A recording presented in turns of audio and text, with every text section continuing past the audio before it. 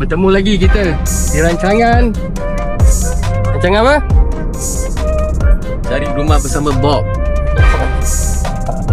Okay, sekarang ni kita nak tengok rumah dekat area Kajang, Taman Bukit Permai, berdekatan Sekolah Jalan Bukit dan KTM, MRT dan KTM. Nah, tu jalan 16. Dan tu rumah jual tu? Ada. Itu daripada itu dulu. Daripada dulu Dulu. Ni dekat masjid 16 ni ke? Room for sale.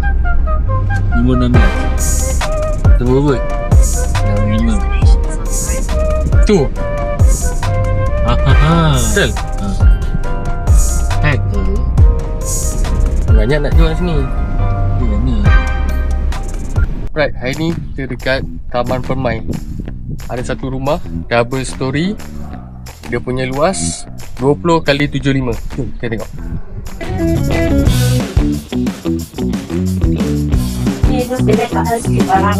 Tak apa.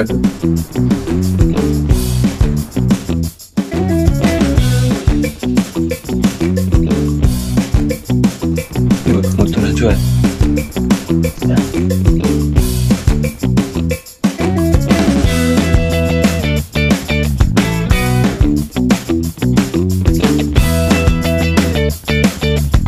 Berapa ni, Mak? Ha? Dua senilai? 2 spesial rekat. Bawah 1 bilik kan? Kena asas ada satu store.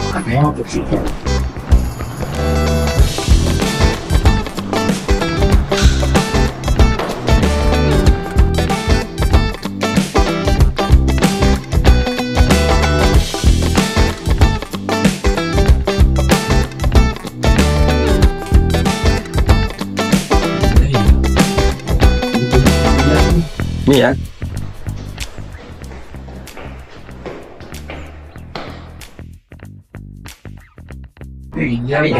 Sepatu macam Melayu. Yang Melayu banyak lah tepat sikit. Orang banyak banget. Semua semua. Pakai lah campur kek. Ni rumah ni dia sedang. Bawa betul di sini. Dah 20 tahun. Nak yang nalok ni. Nampak tak? Aku kenal dua. Terus jual.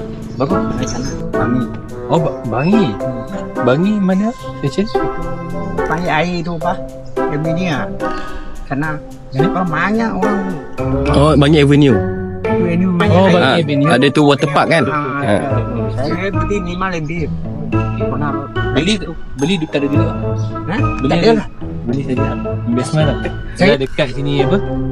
Ada LRT sana. LRT dengan Sekolah pun dekat. Ya ada sekolah. tokong lah atas ni. Kau mana itu? Atas.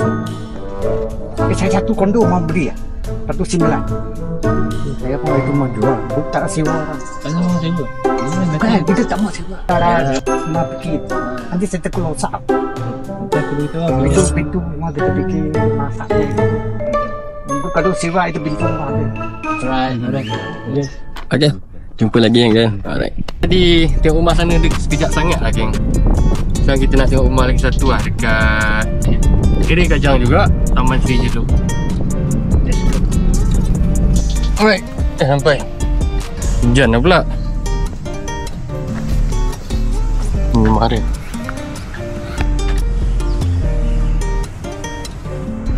Dah, itu sajalah. Ada apa-apa nak cakap tak? Sekian terima kasih. Kenapa nak cakap? Sudah habis. Itu sajalah. Sudah. Jumpa next video.